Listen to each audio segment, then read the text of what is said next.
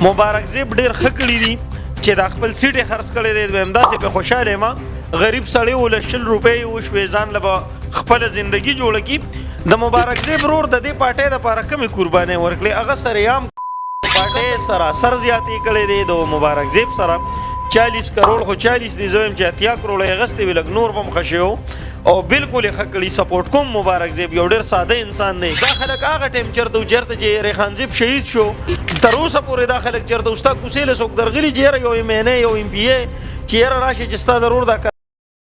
خزان جوړ کا خپل بابا جان جوړ کا ډیر خلک دا وایي چې مبارک زیب د خپل ورور وینه د ریحان زیب وینه خرڅ کړ خپل د ورور شهادت خرڅ کړو دا 40 کروڑ چې دا واغسته په دې ضرور دي شي ضرور بدلو مغستی شي هر چیز په کولی شي مړه په پیسې باندې دنیاوي خرکار کیږي زم نثارباز زنده‌باد د نېشنل پارټي سړی دی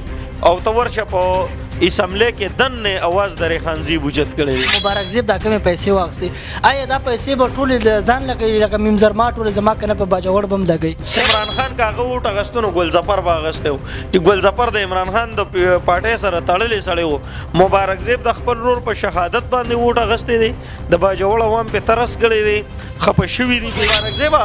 زما دا ویډیو باندې د رسی والا پرورا خبر جونر والا خب انگله والا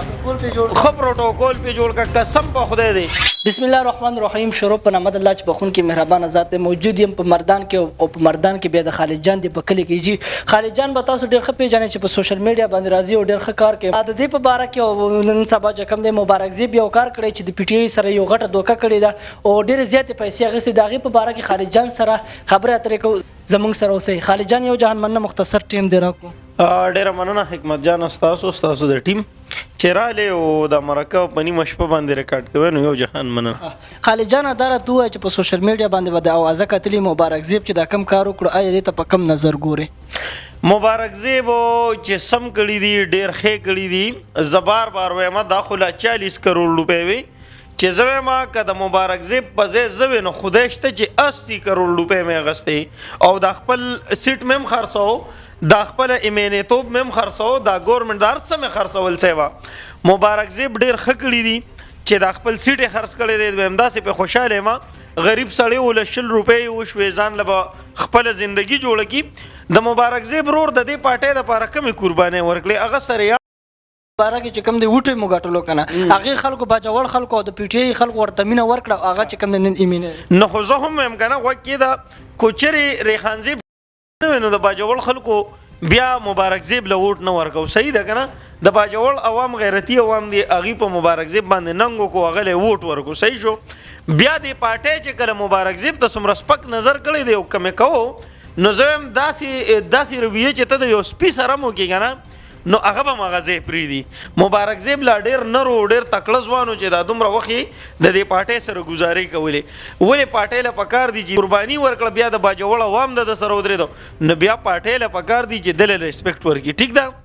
پارټي په هر جلسه کې مبارک زیب ته ډیر پسپک نظر کتلی ولې چې غریبو پارټي په هر موقع کې په هر یو جلسه کې په هر یو مړتر دغه پوری تری سملې پوری چې مبارک زیب به تو پارټي د خیس کله نه سپورټ کړي ګل ظفر سپورټ کړي دي چې هغه پیل شویم د الیکشن هم بیرلې دي خو ګل ظفر دغه کړي دغه بل څه دي دا نو پارټي سره سر زیاتی کړي دي د مبارک زیب سره 40 کروڑ خو 40 دي زویم چې 80 کروڑ غستې ولګ نور بم خشیو او بالکل خکړی سپورټ کوم مبارک زیب یو ډیر ساده انسان دی مبارک زیب سپورټ کوم الله دې خصاتی او جا پیسې واغست نو ګوره عوام لبم سو کی د باجوړ او ځان لبم سو کی دا نه د خلکو د پراپګاندا جوړی کړي چې خرچ شو دا سه واغسه نرورا تاسو دومره وګورئ چې د الیکشن سمره زیاتی وشو روستو دغه کیسې کوي